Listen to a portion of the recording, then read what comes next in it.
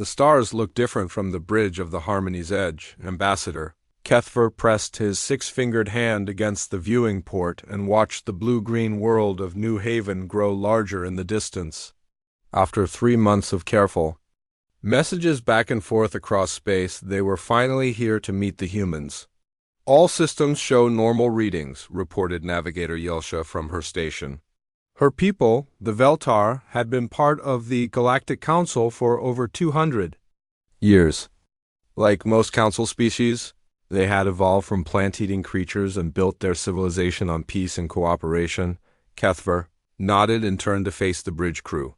6 different species worked together here, all united by their shared values of nonviolence and mutual aid. The Zenthari, like himself, were tall and thin with gray skin. The Veltar had blue fur and large eyes. The Mordak looked like walking trees with branches for arms. Each species brought their own skills, but they all believed in the same thing, that intelligent life should work together, not fight. Begin final approach to the planet, Kethver ordered. Send another message to the human colony. Tell them, we will arrive in 6 hours. The message that came back was simple and friendly. Welcome to New Haven. We are ready to meet you. Landing coordinates are being sent now. Everything seemed perfect. The humans had been polite in all their communications. They seemed eager to learn about the galaxy and interested in joining the peaceful community of worlds. Their technology was basic but functional. Their society appeared stable and organized. Sir, we're getting some unusual readings from the planet star, called out Engineer Brixtel. His people, the Kolwan, were experts with energy systems and had designed most of the ship's power cores. What kind of readings? Kethver asked. Solar activity is increasing. There might be some electromagnetic interference, but nothing dangerous. Our shields can handle it. Kethver felt a small worry in his stomach, but he pushed it away. They had traveled too far and planned too long to let minor technical problems stop them now. The Galactic Council needed to know if humans could be trusted partners in their peaceful alliance.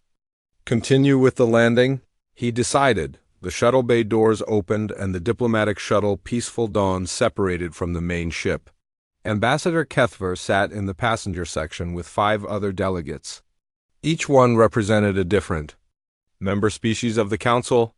They carried gifts, trade samples, and most importantly, the formal invitation for humanity to join the galactic community. Dr. Hezrick, the mission's chief scientist, was studying readings on his tablet.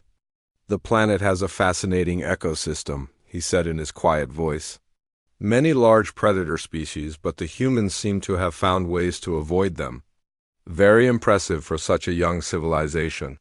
That shows wisdom, agreed cultural analyst Morven.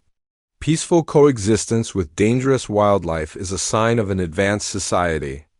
The shuttle entered the planet's atmosphere smoothly. Through the windows they could see vast forests and mountain ranges. New Haven was a beautiful world, rich with life and possibilities. Then the solar storm hit. The first sign was a bright flash that lit up the sky like lightning.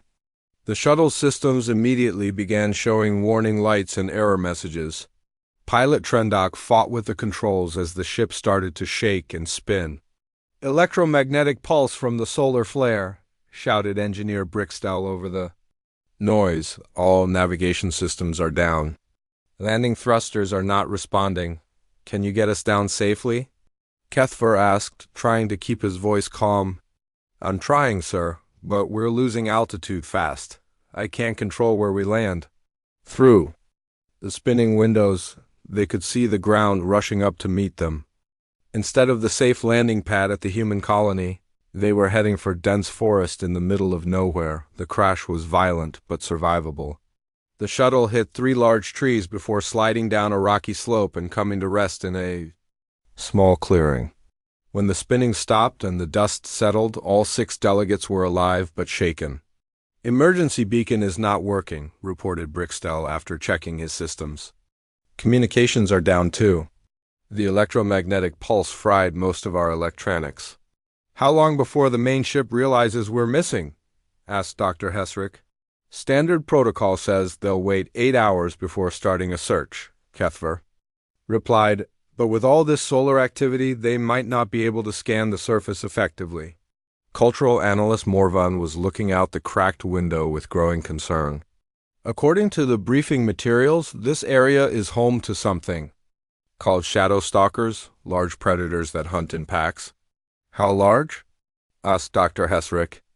The human report said they're about the size of your average ground transport, with 6 legs and claws that can cut through metal. A heavy silence fell over the group.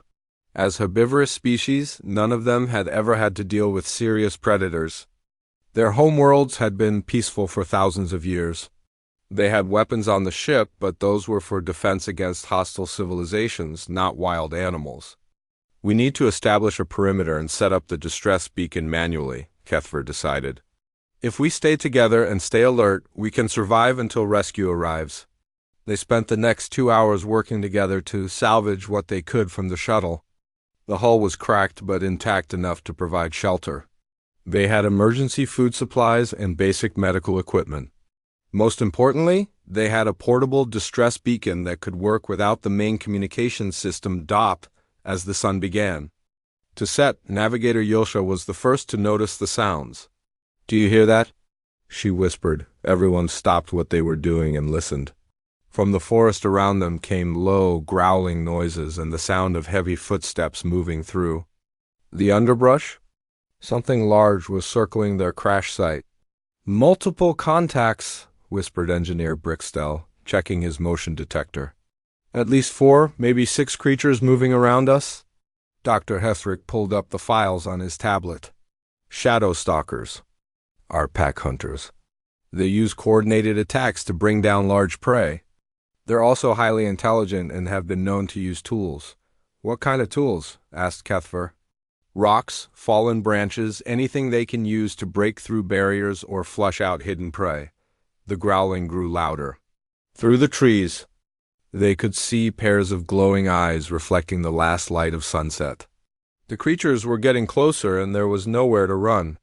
"Stay calm," Kethver said, though his own heart was beating fast. "We have the shuttle for protection. They can't get through the hull." But even as he said it, he remembered Morvan's earlier words about claws that could cut through metal.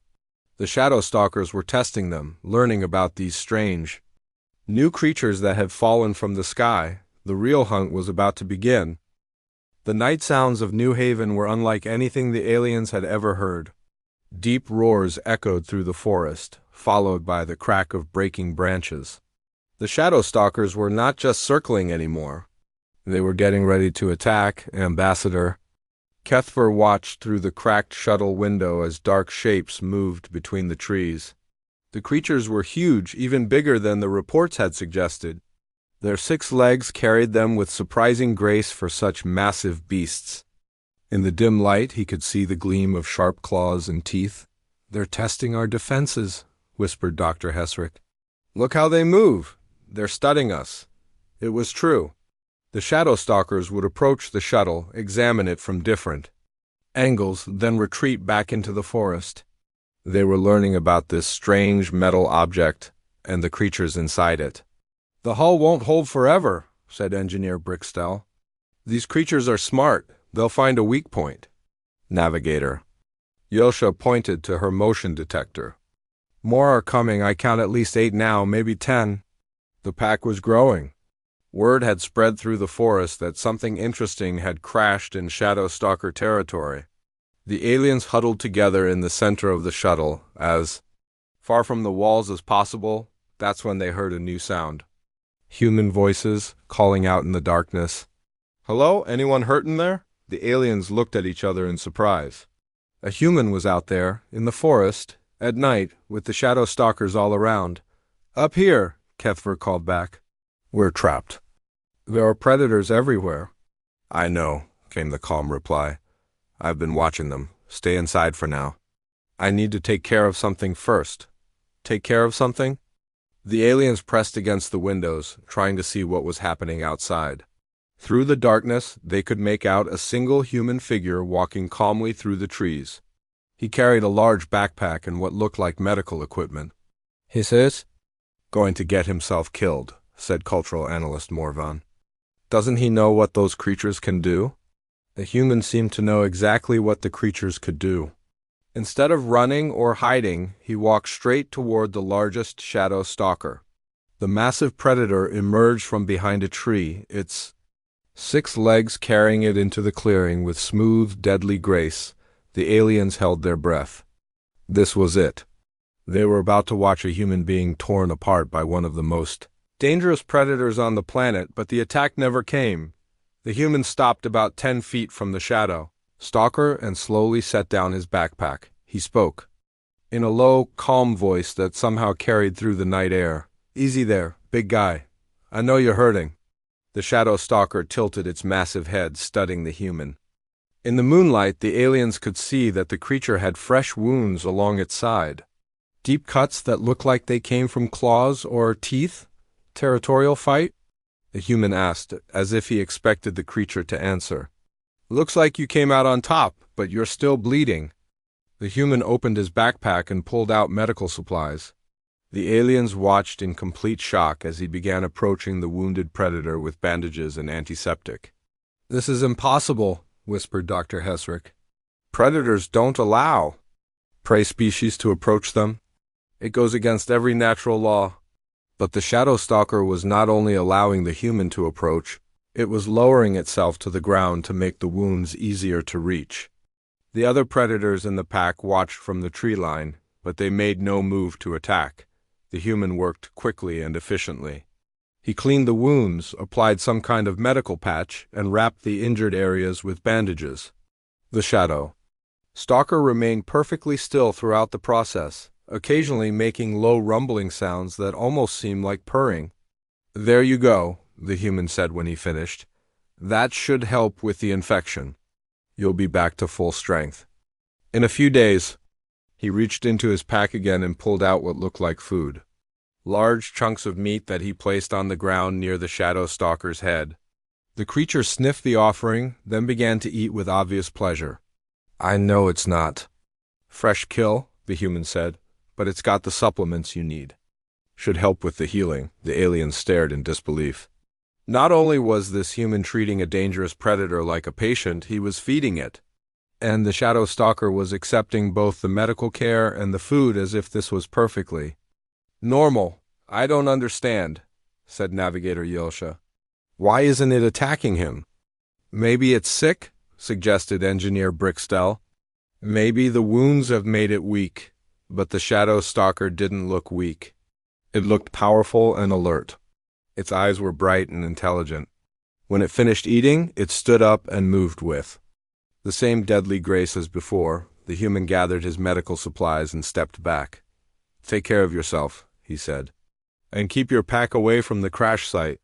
These people aren't from here. They don't understand the rules yet." The shadow stalker made a sound that was almost like a growl, but softer. Then it turned and walked back into the forest.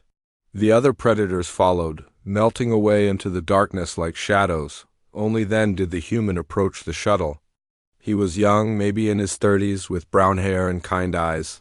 He wore simple clothes and carried himself with quiet confidence. "Sorry about that," he called out. "Had to make sure Rex understood the situation before I could help you folks." "Rex?" asked Ambassador Kethver through the shuttle's communication system, the big one with the wounds. "I've been treating him for a few weeks now. He's the Pack leader around here." The human examined the shuttle's hull, checking for damage. "Looks like you had a rough landing. Anyone hurt inside?" "We're all fine," Kethver replied, though his voice was shaky. "But we don't understand what just happened. Why didn't that creature attack you?" The human smiled. "Rex? He's not going to attack me. We have an arrangement." "An arrangement?" "I'll explain inside. The name's Jake Collins, by the way. I'm a medic with the Frontier Research Station. Been tracking these shadow stalkers for about 6 months now." Jake pulled a tool from his belt and began working on the shuttle's door. "Don't worry about the Pack. They won't bother you as long. As I'm here, they know better than to mess with my patients." The door opened with a hiss of escaping air. Jake climbed inside and looked around at the 6 alien delegates. His expression was curious but friendly. "Welcome to New Haven," he said. Wish you'd had a better landing, but that's solar storms for you. They can mess up electronics something fierce. You're not afraid of those creatures? Asked Dr. Hesrick. Jake shrugged. Shadow stalkers? They're dangerous if you don't know how to deal with them. But they're also smart and reasonable.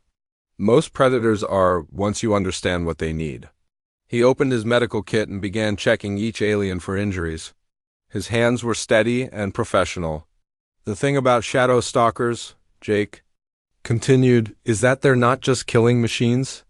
They're social creatures with complex behaviors. They take care of their pack, they have territories, they even have a sense of fairness. Fairness? Asked cultural analyst Morvan. Sure, you help them, they help you. You respect their territory, they respect yours. It's not that different from any other intelligent species. Jake finished his medical checks and sat back. None of you are seriously hurt, which is good, but we need to get you out of here before morning. The solar storm is going to get worse, and that means more electromagnetic interference. How do we get past the predators? Asked Navigator YIL Shaw. Jake smiled. We don't go past them. We go with them.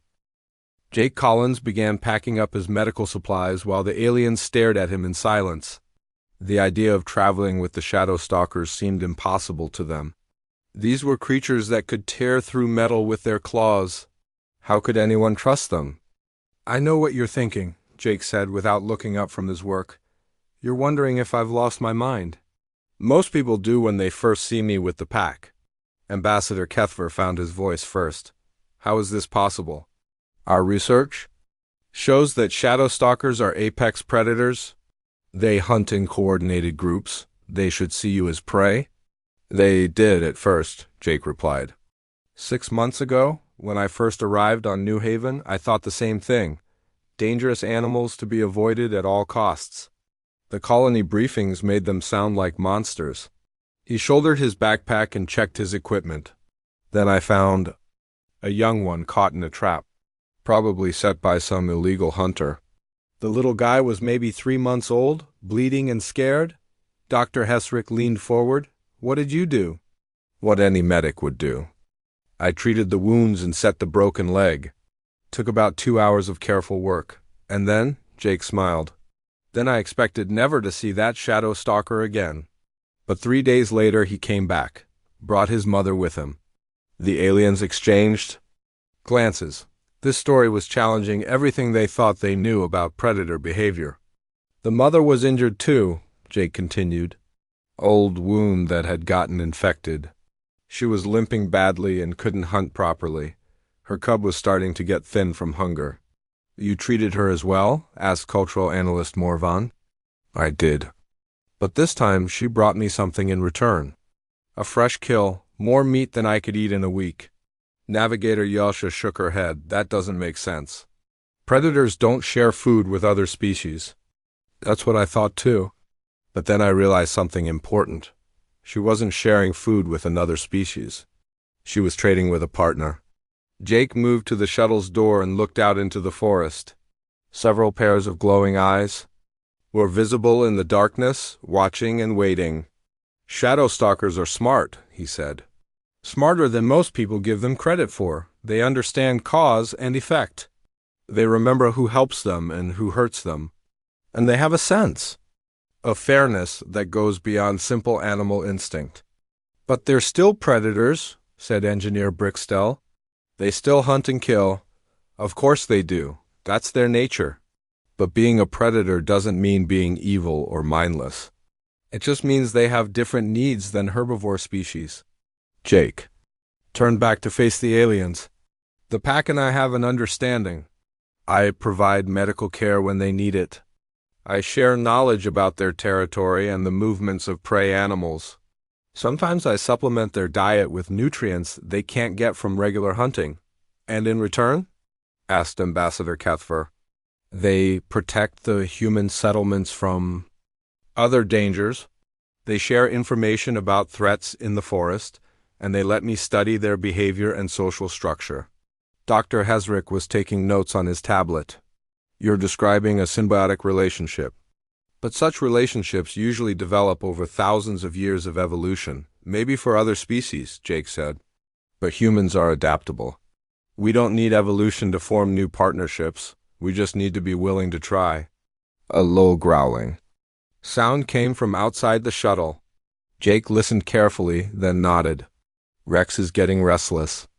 The solar storm is making the electromagnetic field unstable. It's confusing their natural navigation abilities. How do you know that? Asked Navigator Yelsha. I've learned to read their body language and vocalizations. Different sounds mean different things. That growl means he's disoriented and wants to move to safer ground. Jake pulled out a small device that looked like a radio, but with strange modifications. This is how I communicate with them over long distances. It mimics some of their natural sounds and carries scent markers. He pressed a button and a series of low-pitched sounds came from the device. Almost immediately, the growling from outside stopped. What did you tell them? Asked cultural analyst Morvan. That we need to move to higher ground before the storm gets worse. I also told them about you six and that you're under my protection. The aliens looked at each other nervously. The idea of being under the protection of predators was almost impossible to accept. I understand your concern, Jake said. Your species evolved as prey animals.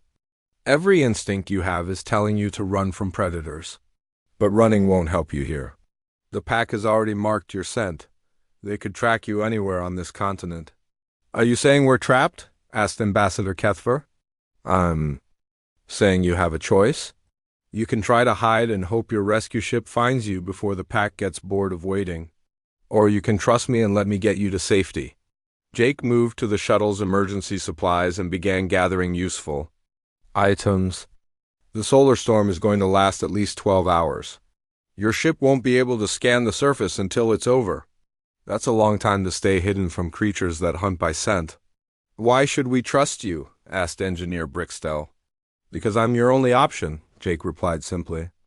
And because the Shadow Stalkers have already decided you're worth protecting? What do you mean? Jake pointed out the window. Look at how they're positioned. They're not surrounding the shuttle to trap you. They're forming a defensive perimeter to protect you from other predators. The aliens looked more carefully at the glowing eyes in the forest. Jake was right. The Shadow Stalkers were facing outward, not inward.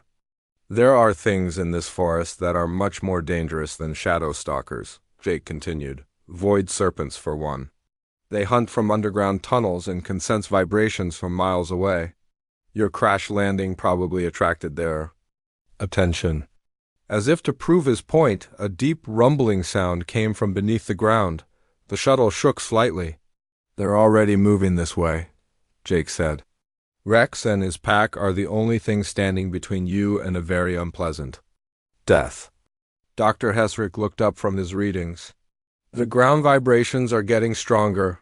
Something large is moving through tunnel systems below us. Jake nodded. Void serpents. They're about 3 times the size of a Shadow Stalker and completely underground until they attack. Rex's pack can handle them, but only if we work together. How? Asked Ambassador Kethver. By trusting the Pact, Jake said. Rex and his pack will protect us, but they need our help to do it effectively. Your shuttle has sensors that can track underground movement. My communication device can coordinate the Pact's response. Together, we can get everyone to safety. Another rumble shook the ground, this time much closer. Through the shuttle's hull, they could hear the Shadow Stalkers making new sounds. Aggressive growls and barks that meant they were preparing for battle. They're not just animals, Jake said as he prepared his equipment. They're partners. And right now, we need that partnership to survive. Jake looked each alien in the eye. I know this goes against everything you believe about predators and prey. But sometimes the most dangerous thing in the forest is the only thing that can save you. The rumbling grew louder. Whatever was coming through the tunnels was almost here. So what's it going to be? Jake asked. Do we work together, or do we all become void serpent food? Outside, Rex let out a roar that shook the trees. The hunt was about to begin. The ground shook again, harder this time. Ambassador Kethver felt his stomach drop as the shuttle tilted slightly to one side. Whatever was moving underground was massive and getting closer. We don't have time for long discussions, Jake said, checking his equipment one final time. The Void Serpents are almost here. I need your answer now. Dr. Hesrick looked at his scanner readings with growing alarm. The vibrations are coming from multiple directions. There's more than one creature. Down there, at least 3, Jake confirmed, maybe 4. They hunt in small groups, just like the Shadow Stalkers? Through the shuttle windows, the aliens could see Rex and his pack taking positions around the clearing. The massive creatures moved with purpose, each one choosing a spot that gave them the best advantage. Their behavior was nothing like the random movements of wild animals. They're using military tactics, whispered cultural analyst Morven. Look how they're spacing themselves. Each Shadow Stalker covers a different approach route. Rex has been teaching them, Jake said. He learned those strategies from watching human military exercises near the colony. Shadow Stalkers are excellent at copying behaviors that work. The rumbling stopped suddenly. The forest went completely silent. Even the night insects stopped their chirping. They're here, Jake said quietly.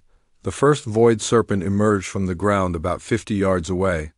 The aliens had read about these creatures in their briefing files, but seeing one in person was terrifying. It was like a snake, but bigger than any snake had a right to be. Its body was as thick as a tree trunk and covered in dark scales that seemed to absorb light. The creature's head rose up from the hole it had made, tasting the air with a forked tongue. Its eyes were small and black, but they moved constantly, searching for prey. Don't move, Jake whispered. Don't make any sound. They hunt by vibration and scent, but they're not very good at seeing stationary objects. A second Void Serpent emerged on the opposite side of the clearing. Then a third. The aliens watched in horror as the massive creatures began sliding through the forest, their bodies making almost no sound despite their size. Rex let out a low warning growl. The other Shadow Stalkers answered with similar sounds. To the aliens, it sounded like random animal noises, but Jake nodded as if he understood every word. Rex is asking for information about the serpents' positions, Jake explained quietly. He wants to know which direction they're moving and how fast. Jake pulled out his scanner and began reading the underground vibrations. Third serpent is circling around behind us. Fourth one is staying underground, probably planning to attack from below. He pressed buttons on his communication device, sending out a series of clicks and growls. The Shadow Stalkers responded immediately, adjusting their positions based on the new information. You're coordinating their tactics, said Navigator Yolsha in amazement. I'm sharing sensor data they can't get on their own, Jake replied. They're doing all the real work. The first Void Serpent had reached the edge of the clearing. It moved slowly, testing each piece of ground before putting its full weight down. The creature was being careful, which meant it knew there were predators. In the area, Rex crouched low behind a fallen log, perfectly still. The other Shadow Stalkers had also gone motionless, blending into the forest shadows. If the aliens hadn't seen them move into position, they never would have known the pack was there. When do they attack? Asked Engineer Brickstell. When Rex decides. The time is right, Jake said.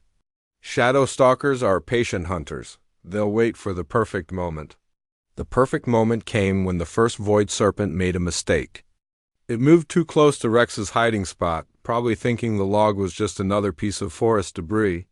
Rex exploded out of concealment, his claws finding purchase in the serpent's thick scales. The battle that followed was unlike anything the aliens had ever witnessed. It wasn't the chaotic violence they expected from wild animals. It was a coordinated military operation. As soon as Rex engaged the first serpent, the other Shadow Stalkers moved according to a plan they all understood. 2 of them flanked the second serpent, while a third positioned itself to intercept the one that was circling behind the shuttle. The fourth serpent is moving, Jake said, watching his scanner. It's going to come up right under the shuttle. He pressed his communication device and sent out an urgent series of sounds. One of the Shadow Stalkers immediately broke off from its attack and came running toward the shuttle. What's happening? Asked Ambassador Kethver.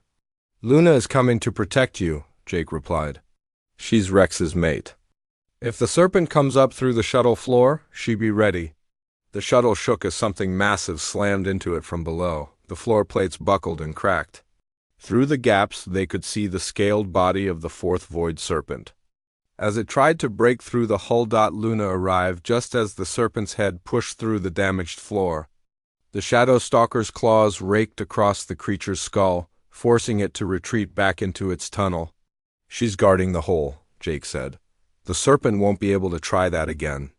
Meanwhile, Rex was still locked in combat with the first serpent. The two creatures rolled and writhed across the clearing, each trying to gain an advantage. Rex's speed and agility were matched against the serpent's size and strength. The other Shadow Stalkers were having similar battles with the remaining serpents. But what impressed the aliens most was how the pack worked together. When one Shadow Stalker was in trouble, another would provide assistance. When a serpent tried to escape, the pack would coordinate to cut off its retreat. "They're winning," said Dr. Hesrick with surprise. "They usually do," Jake replied. "Shadow Stalkers are apex predators for a reason. But they're even more effective when they have good information about their enemies." Jake continued monitoring the underground vibrations and sharing the data with the pack. When he detected that one of the serpents was trying to escape through a tunnel, he warned the Shadow Stalkers in time for them to intercept it. "You're not just observing," realized cultural analyst Morvan. "You're part of their hunting strategy." "The pack accepts information from any reliable source," Jake said. "I've proven that my sensor data is accurate, so they trust it." The battle lasted almost an hour. One by one, the Void Serpents were defeated or driven away.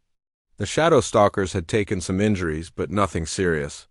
Their teamwork and Jake's tactical support had given them a decisive advantage. When the last serpent retreated into its tunnel, Rex let out a victory roar that echoed through the forest. The other Shadow Stalkers joined in, creating a sound that was both terrifying and triumphant. "It's over," Jake said, finally relaxing. "The serpents won't try again tonight. Word will spread through the tunnel system that this territory is defended." The aliens sat in stunned silence. They had just witnessed something that challenged their entire understanding of how different species could interact. The Shadow Stalkers and the human hadn't just cooperated. They had fought as a unified force. "This changes everything," whispered Ambassador Kethver. "How so?" asked Jake. "We came here to judge whether humans were ready to join our peaceful civilization. But what we've seen tonight suggests that we're the ones who aren't ready." Jake began gathering his equipment. Ready for what? Ready to face the real dangers of the galaxy? "We've survived by avoiding conflict, but you've learned to manage it. You've turned the most dangerous creatures on your planet into allies." Rex approached the shuttle, his massive form moving with careful grace. The Shadow Stalker's wounds from the earlier fight had reopened during the battle, but he showed no signs of pain or weakness. Jake pulled out his medical supplies again. "Easy, big guy. Let me take a look at those cuts." As Jake began treating Rex's injuries, the other Shadow Stalkers formed a protective circle around the shuttle. They were no longer just predators sharing the same territory.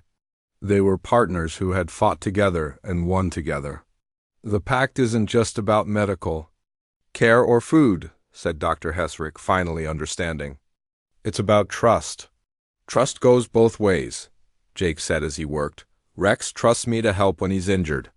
I trust him to protect me when I'm in danger. Neither of us could have survived tonight alone."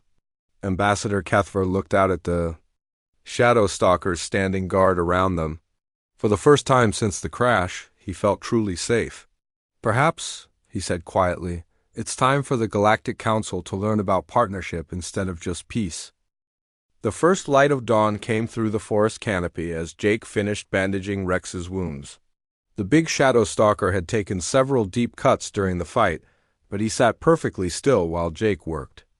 The other pack members had gathered around them, watching the medical treatment with what looked like genuine interest. Ambassador Kethver couldn't stop staring at the scene. Everything he thought he knew about predator and prey relationships had been turned upside down in one night. These weren't mindless killers and their victim. These were partners taking care of each other. The solar storm is passing, reported Dr. Hesrick, checking his instruments. Electromagnetic interference should clear up in the next few hours. Good, Jake said without looking up from his work. Your rescue ship will be able to scan for you once the interference is gone. But we should get you to higher ground first. Better signal transmission from the ridge. Navigator Yosha was studying her own readings. How did you know the void serpents would attack in groups of 3 or 4? Our file said they were solitary hunters. Jake smiled as he packed up his medical supplies. Your files are based on observations from orbit, right? Watching individual hunting events? Yes. How did you know that? Because that's how most species study dangerous predators. From a safe distance. But you miss a lot of important behavior. That way, Rex stood up carefully, testing his newly bandaged wounds. He made a low rumbling sound that seemed almost like a thank you before moving to rejoin his pack. I've been living in this forest for 6 months, Jake continued. Sleeping. Under the same stars, drinking from the same streams, following the same game trails. You learn things about creatures when you share their world instead of just watching it. Cultural analyst Morven pulled out his tablet and began taking notes. What else have you learned that contradicts our research? Void serpents aren't really solitary. They have complex underground territories that overlap with each other. When one finds a large food source, it sends chemical signals through the tunnel system to call for backup. Chemical signals? Scent markers, pheromones, that sort of thing.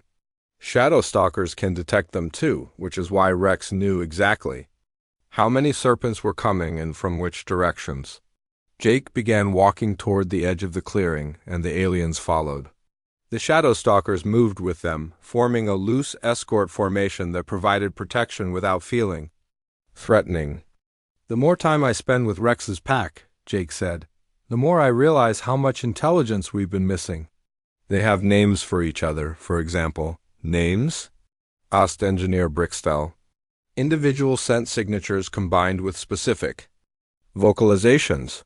Each shadow stalker has a unique identifier that the others recognize. Rex's full name, translated as best I can, means something like strong tree who guards the pack. The aliens exchanged glances. Individual names suggested a level of social complexity they had never imagined in predator species. What about the female who protected us? Asked Dr. Hesrick. You called her Luna. That's my human translation of her real name. It means something like night-hunter-who-sees-far. She's Rex's mate. But she's also the pack's primary scout. She has the best eyesight and the most sensitive hearing. As they walked through the forest, Jake pointed out various signs and markings that the aliens had missed completely. This scratch pattern on the tree bark? It's a territorial marker that tells other shadow stalkers this area is protected.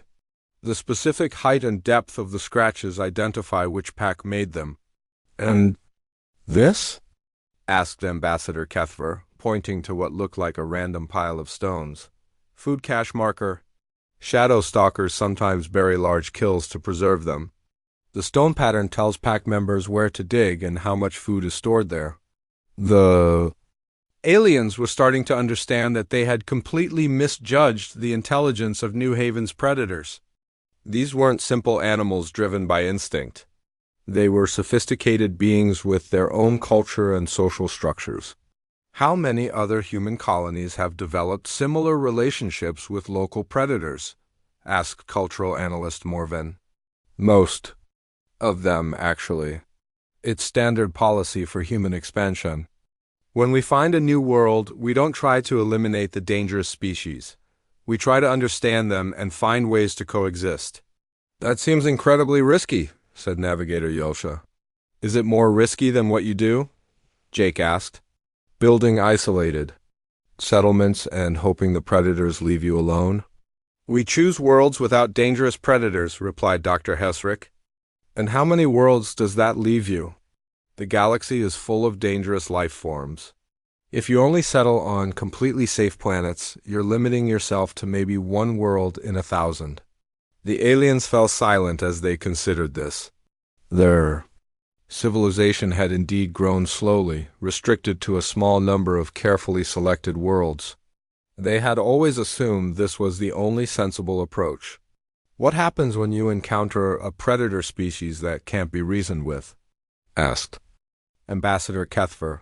"Then we adapt our approach? Some predators respond to strength, others to respect, others to mutual benefit. The key is understanding what each species needs and values." They reached the top of a small ridge that overlooked the forest. From here, they could see for miles in every direction. The Shadow Stalker Pact spread out to secure the area while Jake helped the aliens set up their emergency beacon. "I have to ask," said Engineer Brickstell, "what do the Shadow Stalkers get out of this arrangement that they couldn't get on their own?" Jake sat down on a fallen log and pulled out a water bottle. "Medical care is the obvious one. Injured predators usually die in the wild. I can treat wounds and infections that would be fatal otherwise. What else? Information. I have sensors that can detect things they can't. Underground movements, atmospheric changes, approaching weather patterns.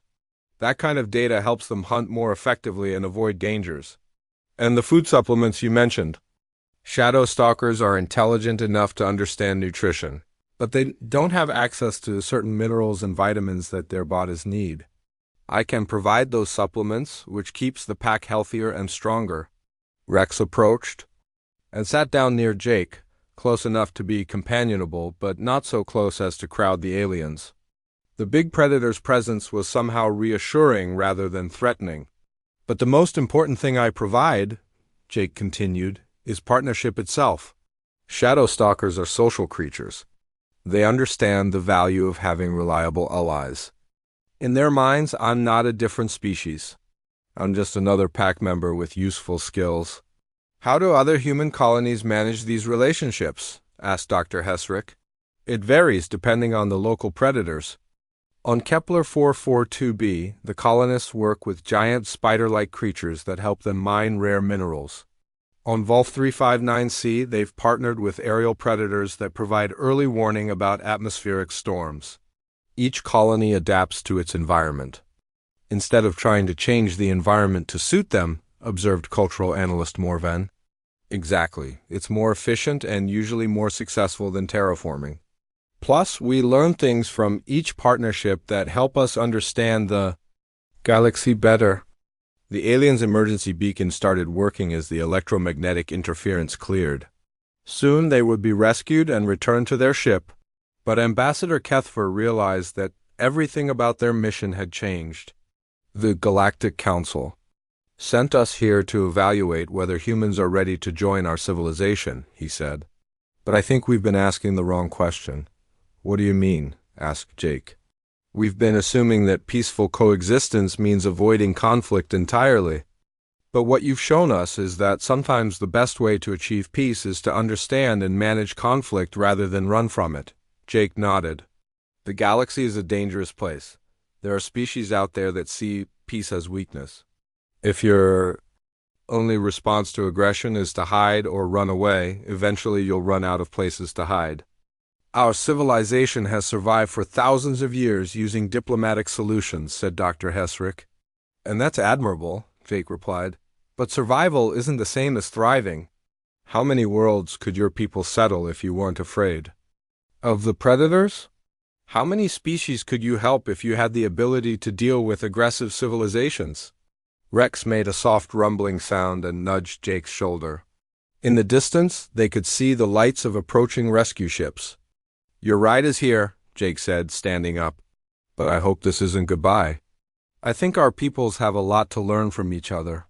Ambassador Kethver looked around at the Shadow Stalker Pack, at the forest that had seemed so threatening just hours ago, and at the human who had turned deadly predators into protective allies. "I think you're right," he said. "But I suspect we have more to learn from you than you do from us."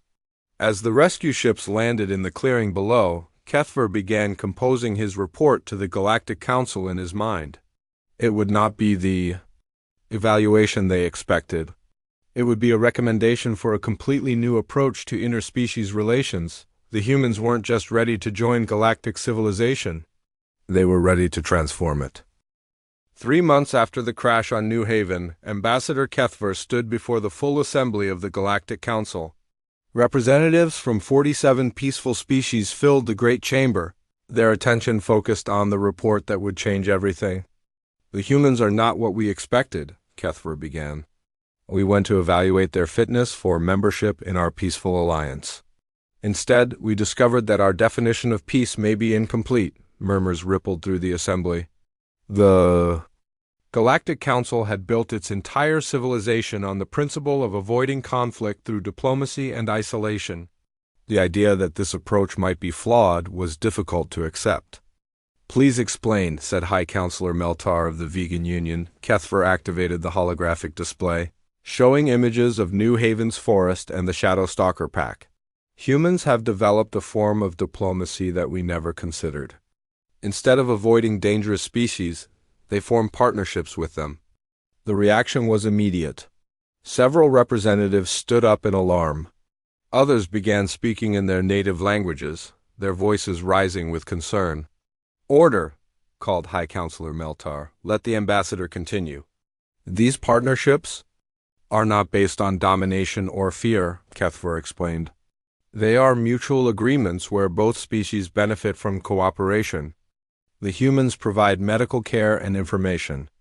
The predators provide protection and local knowledge." Representative Kixlow of the Peaceful Collective raised a tentacle.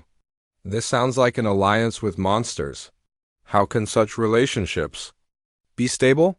"Because they are based on respect and understanding rather than submission," Kethver replied. "The human we encountered, Jake Collins, had spent months learning Shadowstalker behavior, communication, and social structure. He treated them as equals, not as animals to be controlled." Dr. Hesrick stepped forward from the observers section. "If I may add to the ambassador's report, the level of cooperation we witnessed was extraordinary. The human and the predator Pact worked together as a single tactical unit against a common threat." "What kind of threat?" asked Representative Morkel of the Gentle Worlds, Void Serpents. "Massive underground predators that hunt in coordinated groups. Without the Shadowstalker Alliance, we would not have survived the encounter." The chamber fell silent as the implications sank in. The peaceful species of the Galactic Council had survived by choosing worlds without such dangerous creatures. But what if avoiding danger wasn't the only option? High Counselor Meltar leaned forward. "Are you suggesting that we should abandon our principles of nonviolence?" "No," Kethver said. "I'm suggesting that true peace might require the ability to defend it. The humans haven't abandoned peaceful values. They've found a way to make peace stronger." Cultural analyst Morvan activated another section of the holographic display. "Our research shows that human colonies exist on worlds we would consider uninhabitable due to predator populations. Yet these colonies are thriving. Their partnership approach allows them to settle nearly any world with intelligent life. This comes at a time when we face our own challenges," noted Representative Yeilman of the Harmony Cluster. "The Draker Empire continues to expand into our territories. Our diplomatic protests have been ignored." The Draker Empire was an aggressive military civilization that had been conquering peaceful worlds for the past 50 years. The Galactic Council's response had been to withdraw from contested areas and hope the invaders would be satisfied with what they had taken. "The humans might offer a solution to the Draker problem," said Navigator Yelsha, stepping forward from the delegation. "Their approach to dangerous species could work with dangerous civilizations as well." "Explain," demanded High Counselor. "Meltar? The Draker respect strength and despise weakness. Our diplomatic approach appears weak to them, which encouraged further aggression. But the humans understand how to project strength without being aggressive themselves." Kethver nodded. "Jake Collins never threatened the Shadowstalkers or tried to intimidate them. But he demonstrated his value as an ally and his ability to contribute to their success. The Predators chose to work with him because it made them stronger."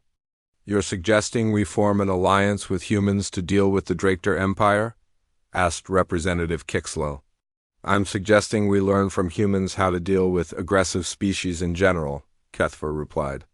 "The galaxy is full of civilizations, like the Draker, If our only response is to avoid them or surrender territory, we will eventually have nowhere left to retreat to. The debate that followed lasted for hours. Some representatives argued that any departure from pure pacifism would corrupt their peaceful nature. Others pointed out that their current approach was failing to protect innocent worlds from Draketer expansion. Finally, High Counselor Meltar called for a preliminary vote. The question before us is whether to invite human representatives to address the Council directly. All in favor? The vote was close, but it passed. 25 species voted in favor, 20 voted against, and 2 abstained. 6 weeks later, Jake Collins stood in the same chamber where Kethver had delivered his report. He wore his simple frontier clothes and carried his medical bag, looking completely out of place among the formal diplomatic attire of the alien representatives. "Members of the Galactic Council," Jake began, "I understand you're facing a threat from an aggressive empire. I also understand that your traditional diplomatic methods haven't been successful in stopping their expansion. What do you propose?" asked High Counselor Meltar. "The same thing I did with the Shadow Stalkers. Learn what the Draketer value, understand what they need, and find a way to make cooperation more attractive than conquest." Representative Kickslow waved a tentacle dismissively. "The Draketer only value military strength. They see peaceful species as prey to be consumed." "Maybe," Jake said, "but I doubt it's that simple. Even the most aggressive predators have complex motivations. They might value strength, but they also value survival and success. If we can offer them something they want more than conquered territory, we might be able to redirect their expansion." "Such as?" asked Representative Morkel. "That depends on what they actually need.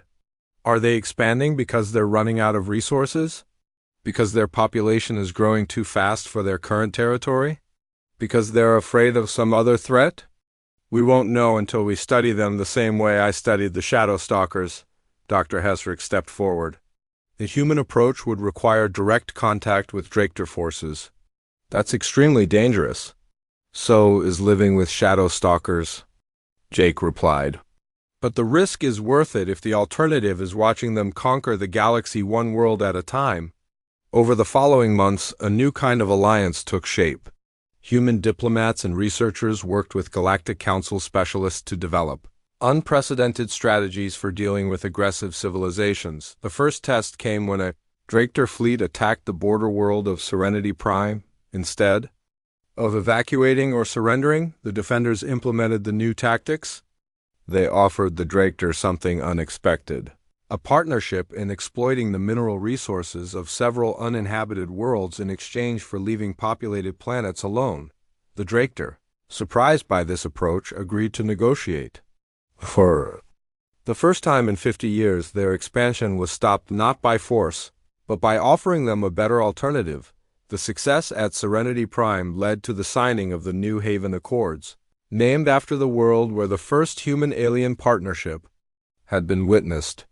The agreement established humanity as full partners in the Galactic Council and created new protocols for dealing with aggressive species. Jake Collins was appointed as the first Director of Interspecies Cooperation, a new position created to develop partnerships with dangerous civilizations. His first major project was establishing communication with the Draketer Empire to understand their true motivations and needs. But the most symbolic moment came during the signing ceremony itself. Rex and Luna, the Shadow Stalker pair who had protected the crashed diplomats, were brought to the council chambers as honored guests. They were the first non-sapient species to participate in galactic governance, representing a new understanding of what intelligence and partnership could mean. As Jake stood with his Shadow Stalker partners before the assembled representatives of 47 peaceful species, he reflected on how much had changed. The aliens had come to judge humanity's fitness for their civilization. Instead, they had discovered that their civilization needed to evolve. The Pact was never about mercy, Jake said in his closing remarks. It was about recognizing that in a dangerous galaxy, the strongest alliances are built on mutual respect and shared strength. Whether we're dealing with predators in a forest or aggressive empires among the stars, the principle remains the same. Understanding and partnership are more powerful than fear and isolation. The applause that followed came not just from the human delegation, but from representatives throughout the chamber. The Galactic Council had learned that true peace wasn't about avoiding conflict, but about having the wisdom and strength to transform enemies into allies.